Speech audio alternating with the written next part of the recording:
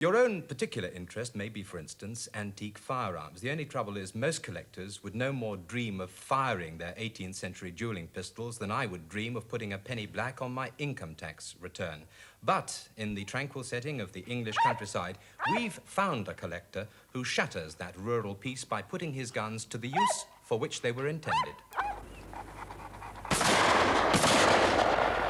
Although many people today collect antique firearms, there are comparatively few that have any knowledge of the way they were fired. This is an Elizabethan matchlock, and I'm going to show you the actual way in which it was fired. Here is a slow-burning fuse which I hold with my hand and have placed in the serpentine. To fire it, the cover of the pan was removed, and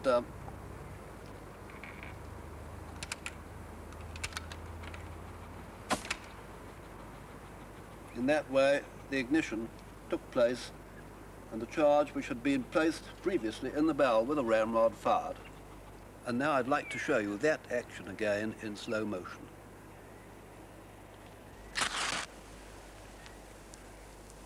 And now I'm going to take this gun onto the range and show you how it fires. I'm ready to fire.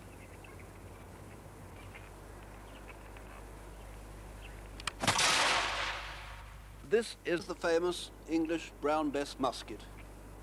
It's got a 46-inch barrel and was made in 1757.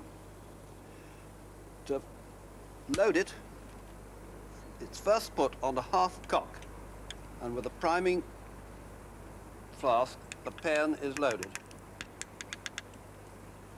closed, and held in this position, which was the safety position. To make it ready to fire, the cock is brought back to the full position and fired in this manner, again in slow motion.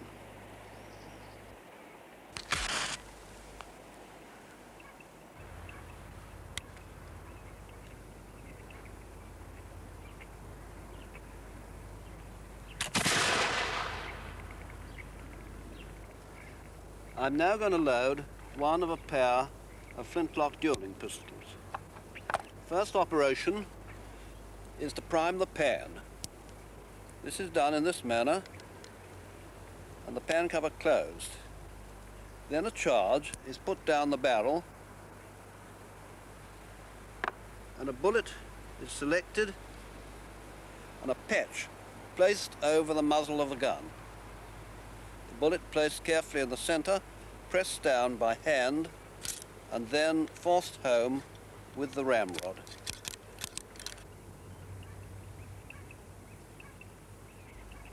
This is a very good example of an English 18th century pistol, made by Mortimer of London somewhere about 1790.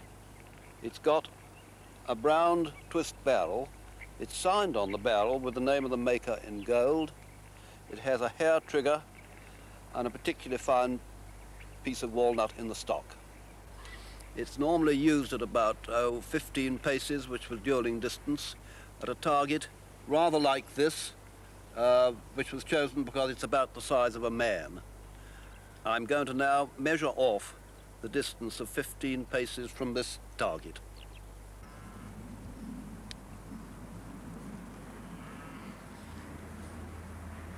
When you're fighting a duel, it's got to be a very well-regulated affair. No one can fire until the word of command. If such a thing happens, they are guilty of murder.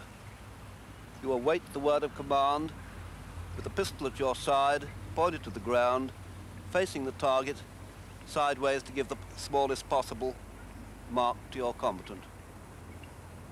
Are you ready?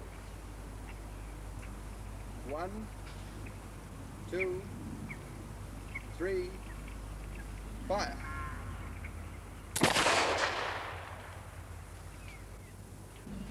This is a double-barreled percussion cap muzzle-loading gun made in London by Charles Lancaster in 1853. The percussion caps you will see in place there.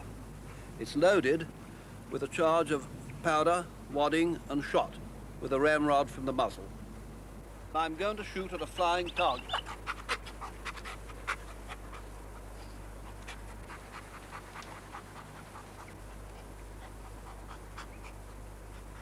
Will you please release a balloon?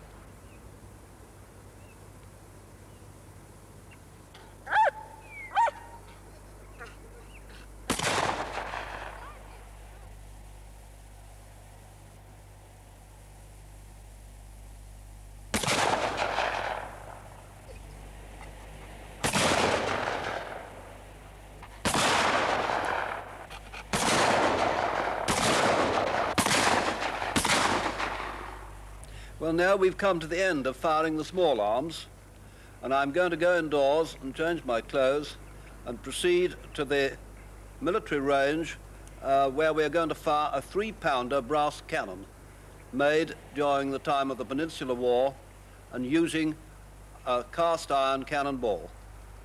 The first operation before firing this gun is to put a wet sponge in the barrel and swab it out for the purpose of making sure that no glowing material is left in the barrel which would cause a premature discharge.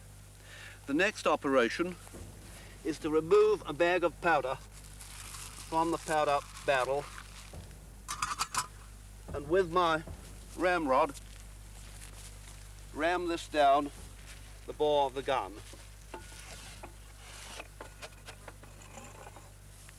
The next operation is to take a felt wad, and this is rammed also on top of the powder.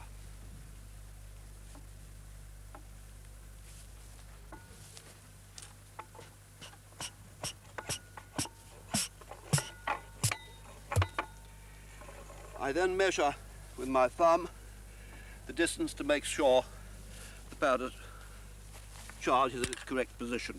I then take a cannonball, wrapping it in a linen patch, placing the patch over the muzzle of the gun. I then ram home the ball, once again measuring it to make certain the distance is correct. The next operation is to prime the touch hole.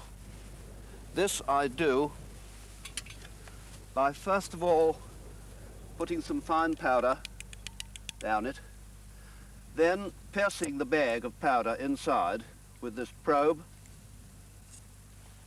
and finally, in this case, using a piece of safety fuse, which although it would not have been used at the time, will nevertheless be the means that we shall fire it today. The old method would have been with this flintstock, which was lighted at the end with a taper, and the gun touched off by hand in this manner.